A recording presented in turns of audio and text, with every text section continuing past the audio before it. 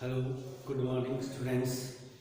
हमने अभी तक टेंस का टॉपिक पूरा कंप्लीट कर लिया है।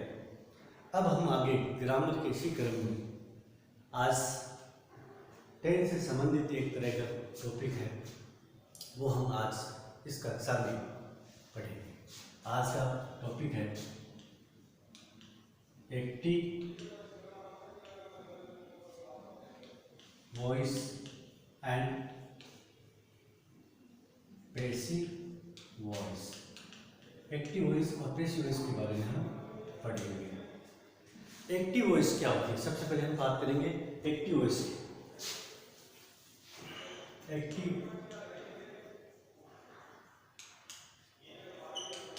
वॉइस, वॉइस समझते हो, हम जो बोलते हैं भाषा वो वॉइस होती है। तो वो दो प्रकार की होती है। कितने प्रकार की होती है वॉइस? दो प्रकार की, एक एक्टिव वॉइस, एक पैसिव वॉइस। अब सबसे पहले हम एक्टिव वॉइस के बारे में समझते हैं। हम जितने भी टेंस में वाक्य पढ़े थे वो सारे किस में थे? एक्टिव वॉइस में थे। एक्टिव वॉइस की क्या पहचान है कि वाक्य का काम करने वाला जो करता है वो वाक्य के शुरू में आता हो और कर्ता प्रधान वाक्य हो, मतलब कर्ता सब्जेक्ट, जो काम को करने वाला जो वर्ब है, जो कर्म है, उसको करने वाला वाक्य के शुरू में हो, तो उस वॉइस को एक्टिव वॉइस कहा जाता है। कहने का मतलब ये है कि जिसका सीधा सीधा प्रभाव कर्ता पर पड़ता हो। पैसिव में क्या होता है? पैसिव वॉइस में कर्म प्रधान वाक्य होता है। किसका प्रधान वाक्य होता है? कर्म प्रधान। इसमें ऑब्जेक्ट वाक्य के शुरू में आता है और जो सब्जेक्ट है वो लास्ट में रहता है। कहने का मतलब है कि पैसिव में सब्जेक्ट है वो उसके द्वारा, काम तो उसी के द्वारा किया जाता है, लेकिन उस पर ज़्यादा जोर नहीं डाला जाता है। सब्जेक्ट को ऑब्जेक्ट को प्रधान मानते हुए वाक्य के भी शुरू में जो सब्जेक्ट वर्ब एग्रीमेंट है वो किसके अनुसार होती है? इसमें सब्जेक्ट वर्ब एग्रीमेंट, सब्जेक्ट के और यहाँ ऑब्जेक्ट वर्ब एग्रीमेंट होता है। ये ऑब्जेक्ट के अनुसार वर्ब आती है। तो इसके हम एक्टिव से तो टेंस में पढ़ लिया। अब जो पैसिव पढ़ेंगे तो हम एक्टिव वॉइस के सेंटेंस को पैसिव में बदल लेंगे और उसके देखो आपको कुछ सीखना पड़ेगा। देखो वाक्य के elements of sentence, elements of sentence समझना सबसे पहले पैसिव के लिए। जैसे शी इज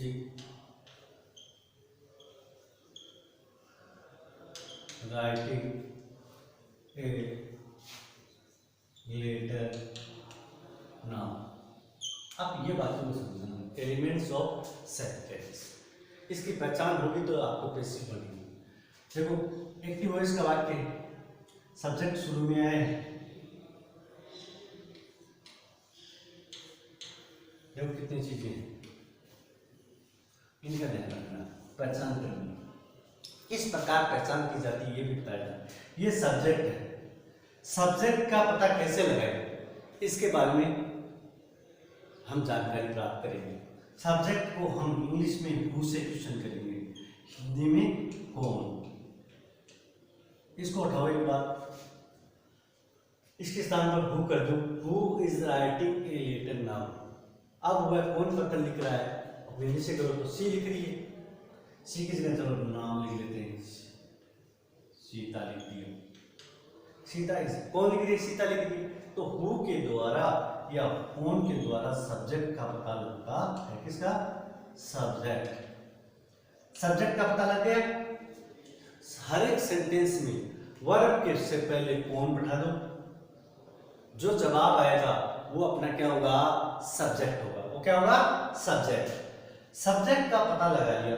सब्जेक्ट आपको मेन वर्ब और हेल्पिंग वर्ब तो टेंस में बताइए, आप आसानी से पहचान कर सकते हैं। ये हेल्पिंग वर्ब है और ये मेन वर्ब है, पता चल रही है। अब देखो ऑब्जेक्ट का पता लगाने के लिए, सब्जेक्ट का हो गया, ऑब्जेक्ट है। ऑब्जेक्ट दो प्रकार के होते हैं। कितने प्रकार के होते हैं? दो। एक डायरेक्ट ऑब्जेक्ट, दूसरा इनडायरेक्ट ऑब्जेक्ट। इनडायरेक्ट ऑब्जेक्ट और इनडायरेक्ट ऑब्जेक्ट। डायरेक्ट ऑब्जेक्ट हमेशा कोई वस्तु होती है। क्या वस्तु होती है? क्या होती है? थिंग। इसको क्या कहेंगे? थिंग कहेंगे, या नॉन लिविंग थिंग, या नॉन लिविंग थिंग होती है। और इनडायरेक्ट ऑब्जेक्ट हमेशा कोई पर्सन होता है। क्या होता है? पर्सन। पर्सन में पर्सन हो सकता है और प्रोनाउन हो सकता है। क्या होगा? पर्सन। दो प्रोनाउन किसके स्थान पर यूज होता है? प्रोनाउन के स्थान पर। प्रोनाउन किसके स्थान पर होता है? किसी व्यक्ति के स्थान पर, तो पर्सन होगा यहाँ। इनडायरेक्ट ऑब्जेक्ट हमेशा क्या होगा? पर्सन होगा। पर्सन में आपको या तो किसी व्यक्ति का नाम होगा या व्यक्ति के स्थान पर आया हुआ प्रोनाउन होगा। और डायरेक्ट ऑब्जेक्ट क्या होगी? वस्तु होगी। हमेशा क्या होगी? कोई वस्तु होगी। अब दो ऑब्जेक्ट के बजाय ऑब्जेक्ट अब तक कैसे लगे सेंटेंस से? तो दो है, दोनों ऑब्जेक्टों के लिए पहले डायरेक्ट ऑब्जेक्ट के लिए व्हाट से, यानी क्या। इसका इनडायरेक्ट ऑब्जेक्ट का पर लगाते हैं हूं से। किसे? हूं से। डायरेक्ट ऑब्जेक्ट के द्वारा, व्हाट के द्वारा, और इनडायरेक्ट ऑब्जेक्ट हूम के द्वारा। अब व्हाट से क्वेश्चन करो what is she writing now. अब वह क्या लिख रही है? क्या लिख रही है?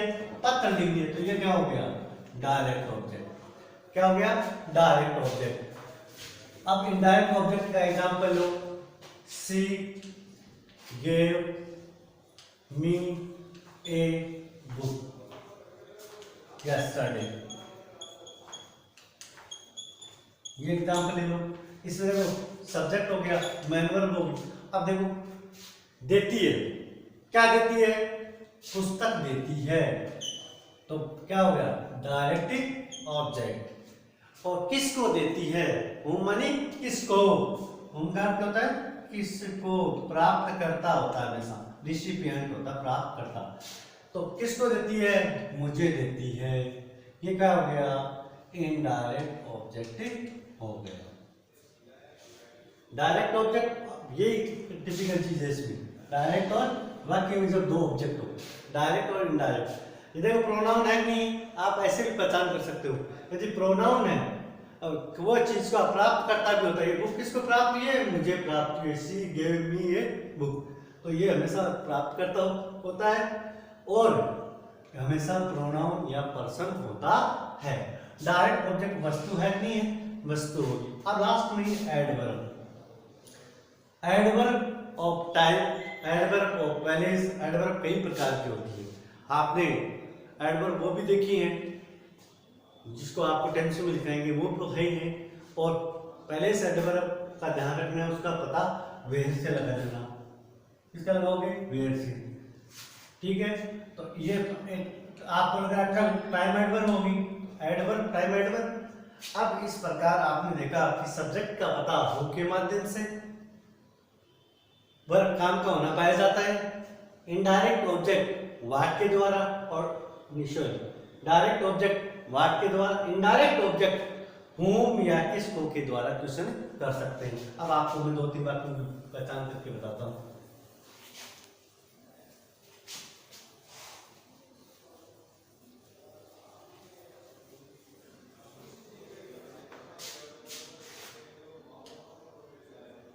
Sunita is giving him all the books now। अब एलिमेंट ऑफ सेंटेंस की पहचान करनी चाहिए। सुनीता काम कर दे रही, कौन दे रही है? सुनीता दे रही है। सब्जेक्ट हो गया। ये आपको पहले से पता है, हेल्पिंग वर्ब है, ये मैन वर्ब है, गिविंग। देना, ये मानी देना। क्या दे रही है? सारी पुस्तकें। ये आप एक नहीं पुस्तक दे रही है, पुस्तकें दे रही है। कौन सी? सारी वाली, टोटल पुस्तकें दे रही है। तो ये पूरा क्या कहलाएगा? डायरेक्ट ऑब्जेक्ट कहलाएगा। किसको दे दिए? उसको दे दिए। ये क्या है? प्रोनाउन है, पर्सन है, तो यह क्या हो गया? Indirect object. ये कब दे दिए? अब दे दिए तो पहले adverb of time, adverb of time हो गया। अब इनकी पहचान कर ली, सीख ली पहचान कर ली। एक बार क्यों देखो, मोहन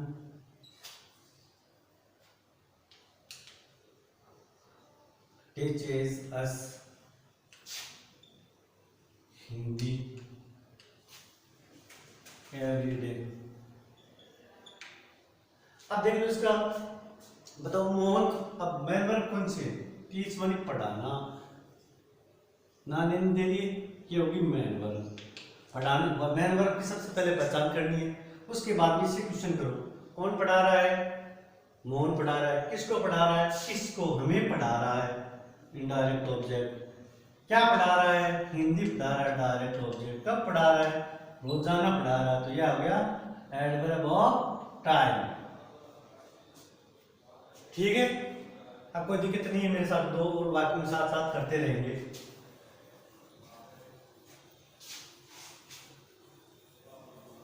ये तो बेसिक जानकारी है टेस्ट पढ़ने से पहले। इसके बाद में अभी मोटा मोटी जानकारी हो गई, अब आपको रूल्स बता जाएंगे of changes in passive voice. Passive voice में बदलने के नियम। पहला नियम क्या कहता है? आपको एक एग्जाम्पल के द्वारा बताएंगे। पहला नियम क्या कहता है? जैसे हो देखो, जैसे एक छोटा सा वाक्य लिखिए, सी राइट्स ए लेटर, छोटा सा एग्जाम्पल लिखिए, पहचान कर ली। सबसे पहले क्या करना है हमें पैसिव वॉइस बनाने के लिए? सबसे पहले हमें ऑब्जेक्ट चाहिए। एक्टिव वॉइस में तो सब्जेक्ट होता है, पैसिव में कैसे? ये सबसे पहले ऑब्जेक्ट, और पैसिव एक्टिव वॉइस में तो सब्जेक्ट शुरू में चाहिए हमें वाक्य बनाते हैं। में सबसे पहले हमें अफर्मेटिव बनाने के लिए क्या चाहिए था? सब्जेक्ट। अब इसी अफर्मेटिव सेंटेंस को पैसिव में बदलेंगे तो हमें सबसे पहले क्या चाहिए? ऑब्जेक्ट चाहिए। क्या चाहिए? ये ऑब्जेक्ट वाक्य का है। राइट क्या लिखता है? ए डायरेक्ट ऑब्जेक्ट, कोई सा भी ऑब्जेक्ट हो, कोई दिक्कत नहीं है। सबसे पहले हमें क्या चाहिए? ऑब्जेक्ट चाहिए। तो देखो पहले, सबसे पहले इन एट फर्स्ट हम क्या करेंगे? सबसे पहले ऑब्जेक्ट की पहचान करनी है। क्या करनी है? पहचान करनी है। हमें ऑब्जेक्ट का पता चलेगा तब तो हम वाक्य बनाना स्टार्ट करेंगे। पहचान करनी है, सबसे पहले क्या करनी है? ऑब्जेक्ट की पहचान होगी।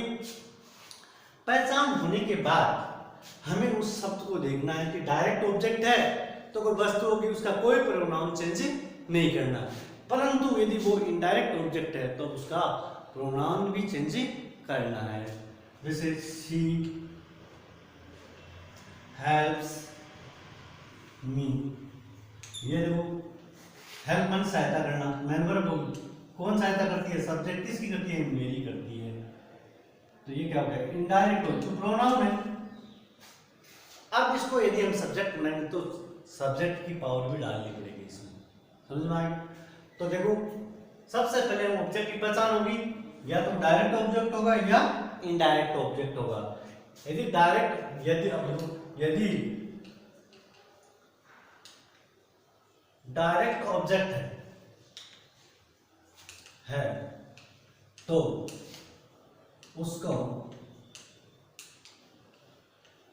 वाक्य की शुरू में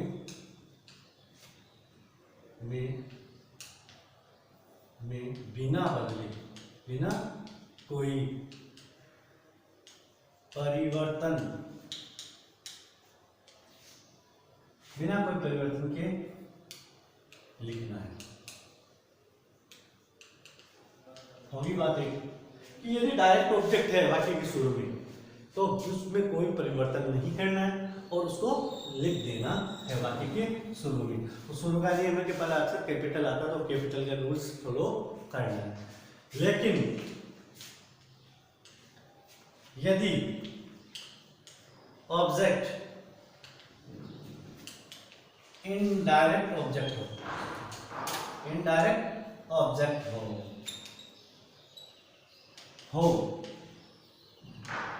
ऑब्जेक्ट हो या वाक्य में दो ऑब्जेक्ट हो,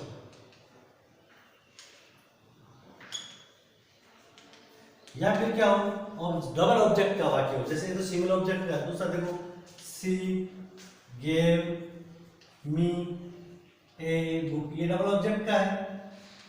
दिया, किसने दिया? Subject man verb, indirect object और डायरेक्ट ऑब्जेक्ट। अब दो ऑब्जेक्ट है तब भी दिक्कत आएगी, और सिंगल यदि डायरेक्ट ऑब्जेक्ट एक है तब कोई दिक्कत नहीं। दोनों है तो आप इनडायरेक्ट ऑब्जेक्ट से बनाओ या डायरेक्ट से बनाओ, आप पर निर्भर है। मैं दोनों से बना करता हूँ, लेकिन आप इनडायरेक्ट ऑब्जेक्ट से बनाओ। तो पर्सन में ज़्यादा पावर होता है सब्जेक्ट बनने, ठीक है। हो दो ऑब्जेक्ट हो, या तो इनडायरेक्ट ऑब्जेक्ट अकेला ही हो या फिर दोनों ऑब्जेक्ट हो, तब आपको कुछ परिवर्तन करने हैं। क्या करने हैं? एग्जाम्पल बनानी पड़ेगी। जैसे subjective case, objective case. Possessive हो तो कोई चेंज नहीं करना, वो तो ऐसा कैसा रहेगा, दो ही लिख लो। आपको ऑब्जेक्टिव केस मिलेगा तो यदि हिम मिल रहा है, क्या मिल रहा है? हिम, तो आप उसको सब्जेक्ट के स्थान पर लिखो तो ही लिखो। हर मिल रहा है तो आप क्या लिखोगे? सी।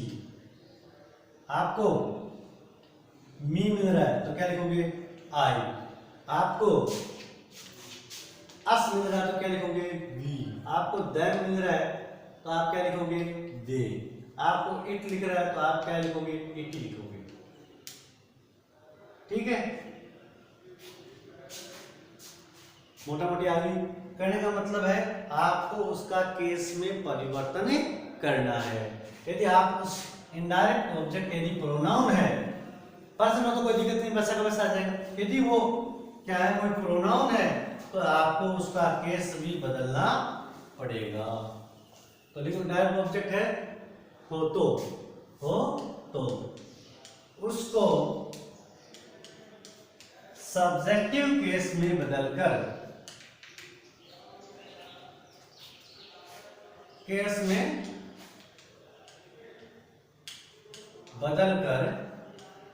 सब्जेक्ट के स्थान पर लिखना है।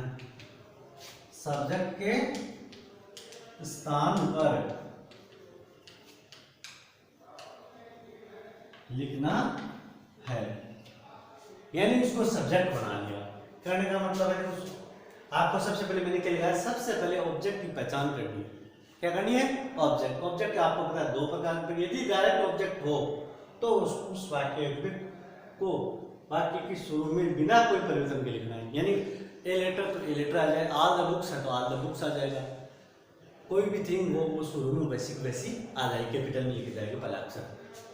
लेकिन यदि वाक्य में इनडायरेक्ट ऑब्जेक्ट हो या डबल ऑब्जेक्ट का वाक्य हो तो आपको उसको यदि आप सब्जेक्ट बनाना है तो सब्जेक्ट बनाओगे तो सब्जेक्ट में जिस हम किसी चीज को वैसा बनाएंगे। यदि प्रोनाउन है, पर्सन है तो वैसा वैसा लिख देना, कोई दिक्कत नहीं। जैसे राम है तो राम, तो एक बार लिखता हूँ सी गेव राम ए बुक, तो राम को सब्जेक्ट बना तो राम ऐसा कैसा आ जाएगा। यदि यहाँ पर प्रोनाउन मी है तब दिक्कत है, तब आपको क्या करना है? उसको ये ऑब्जेक्टिव केस उसको सब्जेक्टिव केस ही आई में बदलना है। तो उसको सब्जेक्टिव केस में बदलकर लिखना है। ये पहला यूज हो गया। सबसे पहले काम क्या है? दोबारा सुन लेना। ऑब्जेक्ट की वाक्य में पहचान करनी है। ऑब्जेक्ट का पता व्हाट या होम के द्वारा लगाया जाता है। व्हाट का उत्तर डायरेक्ट ऑब्जेक्ट का आता है, होम के द्वारा उत्तर या होम के द्वारा किसके आता है? इनडायरेक्ट ऑब्जेक्ट का। तो ये पहचान होने के बाद में वाक्य की शुरू में लिखना। दूसरा नियम कहता है, दूसरे नियम के बारे में पढ़ेंगे अभी।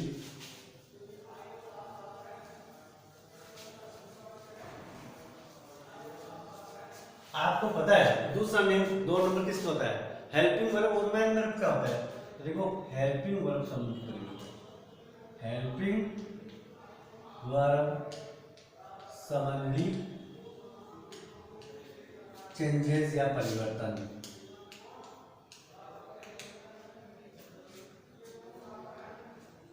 ठीक है, हेल्पिंग वर्ब क्या लगानी? तो इधर आप लिखो एक्टिव वॉइस, एक्टिव वॉइस, इधर बनाएंगे पैसिव वॉइस। आपको एक्टिव वॉइस का सेंटेंस मिलेगा, उसको आप परिवर्तन पैसिव में कर रहे हो। आपने पहला काम कर दिया कि आपने ऑब्जेक्ट की पहचान की और वाक्य के शुरू में लिख दिया। उसके बाद में उसके अनुसार सब्जेक्ट वर्ब एग्रीमेंट किसके अनुसार होगा? उस ऑब्जेक्ट को आपने सब्जेक्ट बनाया उसके अनुसार आएगा। तो पहला देखना है कि आपको वाक्य में एक्टिव वॉइस के सेंटेंस में वर्ब की फर्स्ट फॉर्म मिले या वर्ब की फर्स्ट फॉर्म के साथ एस या एस या डू डज मिले। तो आपको क्या करना, वहां पैसिव के सेंटेंस में हेल्पिंग वर्ब के स्थान पर इज, आर और एम लिखना है। इज, आर, एम, यानी आपका सब्जेक्ट के अनुसार सिंगुलर इज आ जाएगा, प्लूरल आर आ जाएगा, आई के साथ एम आ जाएगा। ये तो हो गया प्रेजेंट सिंपल का। अब नेक्स्ट है, नेक्स्ट सारणी में आएगा आपका is, are, am plus verb की आईएनजी फॉर्म, इनके साथ वर्ब की फर्स्ट फॉर्म आएगी। आईएनजी फॉर्म है is, are, am plus verb की आईएनजी फॉर्म, मीनिंग टेंस कौन सा हुआ इसमें? Present continuous. तो आपको हेल्पिंग वर्ब सेम लिखनी है इज, आर, एम, लेकिन यदि वहां ऑब्जेक्ट सिंगुलर है तो इज आएगी, वही यहाँ पर प्लूरल हो। यानी सब्जेक्ट वर्ब एग्रीमेंट का ध्यान रखना है। आगे क्या जोड़ना है? बीइंग शब्द जोड़ना है। क्या जोड़ना है? BEING जोड़ना है, बीइंग जोड़ना है। और यदि हैज और हैव प्लस वर्ब की थर्ड फॉर्म, कौन सा टेंस हुआ? Present perfect tense. Present perfect tense हो तो आपको हेल्पिंग वर्ब वही लिखना है, हैज और हैव। आगे क्या जोड़ना है? बीइंग जोड़ना है। क्या जोड़ना है? बीइंग।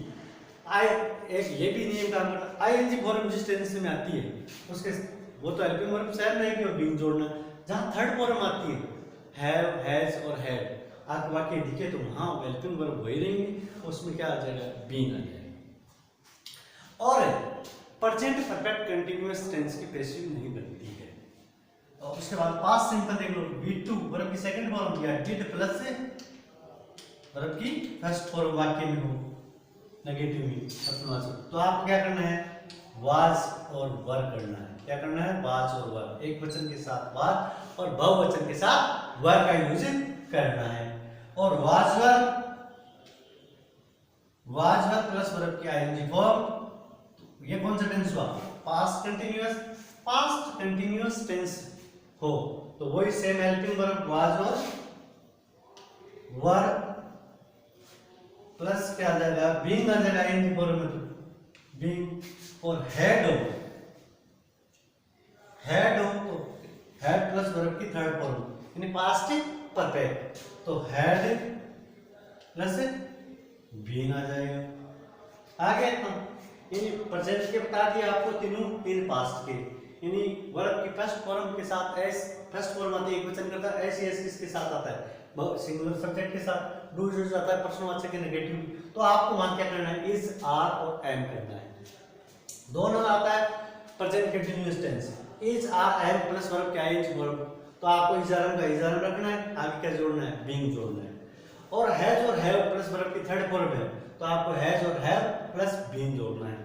और अब आगे पास्ट सिंपल। पास्ट सिंपल में वर्ब की सेकंड फॉर्म डिड या डिड के साथ क्या आती है? वर्ब की फर्स्ट फॉर्म, तो आपको वाज वर करना है। और वाज वर प्लस वर्ब की आईएनजी फॉर्म हो तो आपको वाज वर प्लस बीइंग करना है। हैड प्लस वर्ब की फॉर्म किसकी होती है? पास्ट परफेक्ट की, तो हैड प्लस बीइंग करना है। अब आगे थोड़े और टेंस के बच्चे हैं वो लिखा देता हूं।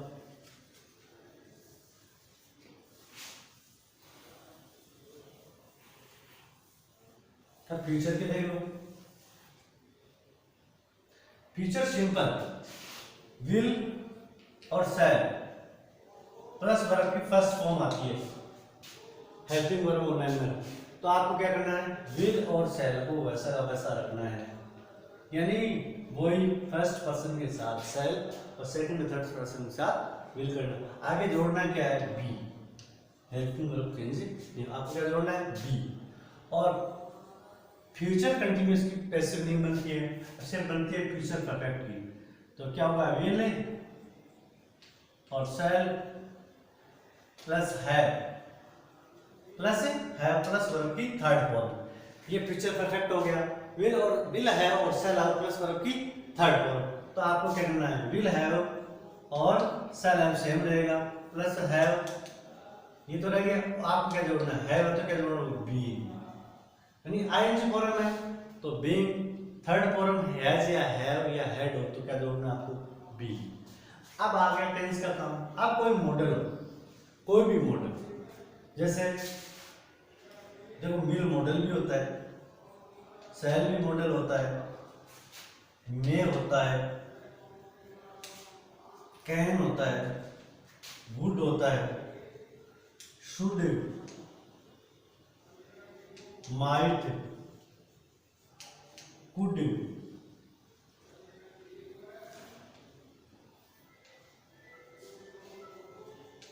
Must, ought to, it is, जितने भी मॉडल हैं, मॉडल का कोई सेंटेंस हो तो मॉडल में कोई परिवर्तन नहीं करना है। हेल्पिंग वर्ब जैसे शैल है तो शैल का शैल ही रहने देना है, वुड है तो वुड का वुड ही रहने देना है, माइट है तो माइट, कैन है तो कैन, यानी सेम मॉडल। मॉडल क्या होना चाहिए, सेम मॉडल प्लस क्या लग जाएगा, बी। ध्यान क्या रखना है, बी जोड़ना है। मॉडल होगा वो सेम मॉडल और बी। ये आज हेल्पिंग वर्ब तक हो गया। देखो पहले हमने क्या देखा कि हमने पहले पहचान देखी, किसकी पहचान देखी, एलिमेंट्स ऑफ सेंटेंस की। सबसे पहले जरूरी है एक्टिव वॉइस के सेंटेंस की हम पहले क्या करेंगे, वाक्य के अवयव देखेंगे कि इसमें कर्ता कौन सा है, क्रिया कौन सी है, सहायक क्रिया कौन सी है, कर्म कौन सा है, यानी subject, helping verb, man verb, object. Object दो प्रकार के बताए, डायरेक्ट ऑब्जेक्ट, इनडायरेक्ट ऑब्जेक्ट। कैसे पहचान करते हैं, डायरेक्ट ऑब्जेक्ट की व्हाट से करते हैं, इनडायरेक्ट ऑब्जेक्ट की पहचान whom से करते हैं। दोनों की पहचान कर ली। एडवर्ब की अलग अलग होती है, वेयर से कर लो। एडवर्ब की पहचान वेन, वेयर, हाउ, इससे कर सकते हो। Time adverb, place adverb, manner adverb. ठीक है, वेन, वेयर और हाउ, कब, कहाँ, कैसे, कब, कहाँ, कैसे, तीनों एडवर्ब की पहचान कर ली। एडवर्ब लास्ट में पड़ी रहेगी, बाकी उनको ध्यान देना, उनको नियम नहीं बताया, लास्ट में बता देंगे। हम दूसरे नंबर पर आए। पहला हम वाक्य की शुरू में क्या लिखेंगे, ऑब्जेक्ट की पहचान करके लिखनी सीखिए। तो ऑब्जेक्ट के लिए दूसरे नंबर पर लिखना है कि हेल्पिंग वर्ब पैसिव के सेंटेंस में आना जरूरी है।